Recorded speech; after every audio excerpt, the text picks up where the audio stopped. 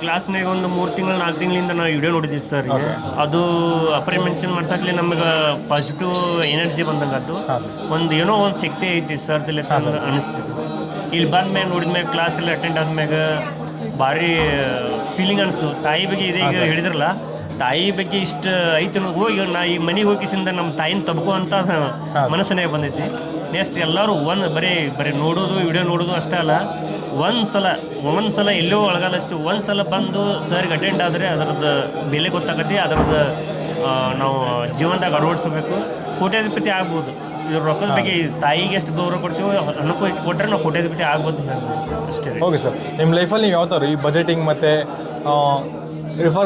Retirement fund ಅಂತೆಲ್ಲ ಇಟ್ಟಿದ್ದೀರಾ sir? ಇಲ್ಲ sir, ಇನ್ಮ್ಯಾಗ ಇಡಬೇಕು ಸರ್.